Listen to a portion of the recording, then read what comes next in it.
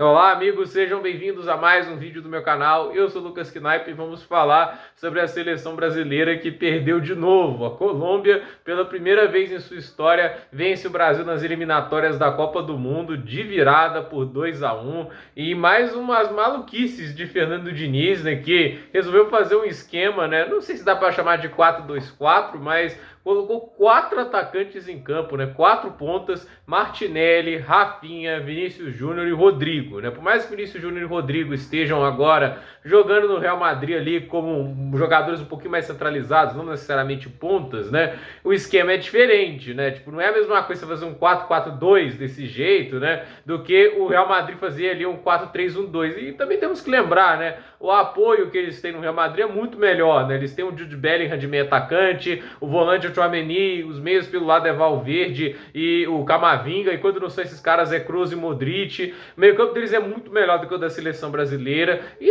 também todo o trabalho tático do Ancelotti. Então é aquela história, né? O Diniz foi ousado demais, e às vezes ousadia demais é irresponsabilidade. Como eu disse, os primeiros 5 minutos da seleção brasileira foram mágicos. Depois disso é que o problema ficou mais escancarado, muito porque, por só ter 2 meio-campistas em campo, a gente tem pouquíssima capacidade de marcação, porque os pontas, mais esforçados que eles sejam, eles não têm a mesma noção de marcar, de posicionar, de dar apoio à defesa do que volantes e jogadores que estão mais habituados a jogar no meio-campo, que foram construídos para tal. E a gente viu ali que pelos lados o Brasil sofria muito, primeiro porque os meio-campistas pelo lado eram pontas e os laterais do Brasil são uma negação. A gente está com Renan Lodge e Emerson Royal nas laterais da seleção. E a gente está num período assim de laterais, né, que é desesperançoso, né? Porque é aquela história, né? Tipo, vamos tirar o Renan Lodge, vamos tirar o Emerson Royal, né? A atuação do Emerson Royal, inclusive, terrível, né? Foi uma das piores que eu vi dele na seleção. Aí minha pergunta é, vai colocar quem? Tem o Guilherme Arana, que é um bom jogador, né?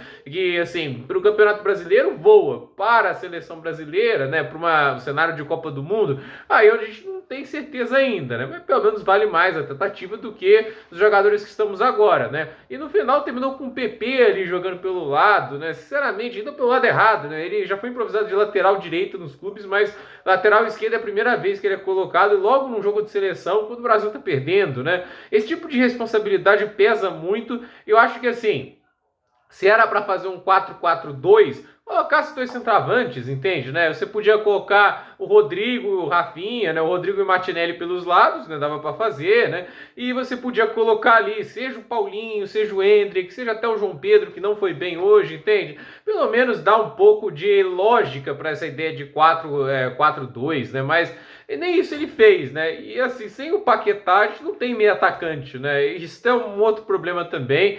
E assim, né, mais uma vez também o Diniz atrapalha e se sabota, né? Porque assim, depois dos 5 primeiros minutos, a Colômbia começou a dominar, levou muito perigo. Há de se ressaltar que o Alisson fez, se não me engano, 8 defesas na partida de hoje, isso não é um número pequeno.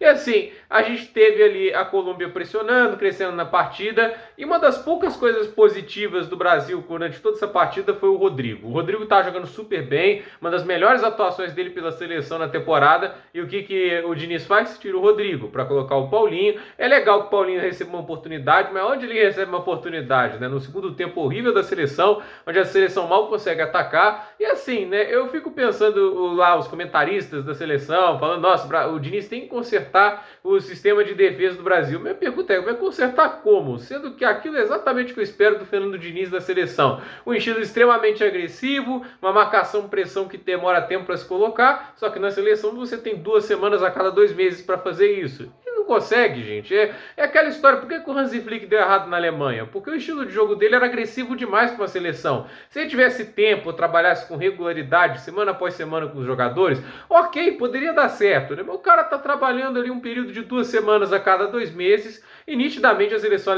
da Alemanha não foi para frente, entende? O Flick, eu acho que ele peca muito por não ter um pouco de dinamismo, um pouco de cadência. O jogo dele funcionou super bem no Bayern de Munique, mas para funcionar na Alemanha ele precisaria de muito tempo, em sequência, e normalmente nesses momentos, tipo uma Eurocopa, uma Copa do Mundo, que a gente vê os bons técnicos conseguindo dar melhoras, assim, notáveis à sua seleção. O Scaloni, por exemplo, né, acho que o ponto de virada foi a Copa América de 2019, nem a de 2021, porque em 2019 a Argentina começa terrível e termina bem melhor, né? O salto de qualidade do futebol da Argentina foi bem grande. A gente vai falar da Argentina porque eles perderam hoje, né? Mas a questão é, a gente vê ali a defesa muito mal montada, marcação, pressão mal executada, saída de bola também, não é lá aquelas grandes coisas. E o Luiz Dias, que não é lá os jogadores mais altos do mundo, né? Vai lá e faz 2 gols de cabeça em cima da seleção, né? Isso pega muito mal para os nossos zagueiros, sistema de defesa. É legal o Luiz Dias marcar esses gols, o pai dele comemorando. Para quem não sabe, a milícia de Medellín sequestrou os pais dele, né? Libertaram, acho que a mãe, mas demoraram mais para libertar o pai dele. Acho que eles não tinham ciência que o cara é literalmente pai de um dos jogadores de futebol mais conhecidos da atualidade. E assim, foi libertado há poucos dias e aí tá assistindo o filho fazer 2 gols na seleção brasileira. Foi um momento especial para ele e nitidamente pro Luiz Dias também, um jogador espetacular e que se emocionou muito após o jogo, chorou bastante, mas muito legal por ele, um jogador muito bom e hoje aí foi fantástico nessa atuação, conseguindo os 2 gols da virada. E assim, que passe de qualidade do Rames Rodrigues também. Lançamento pro gol do Luiz Dias, perfeito, assim, o tempo de bola inacreditável, achou perfeitinho a cabeça do Luiz Dias, sobrevoando ali os zagueiros da seleção e conseguindo ali achar o Luiz Dias numa posição perfeita para marcar o segundo gol.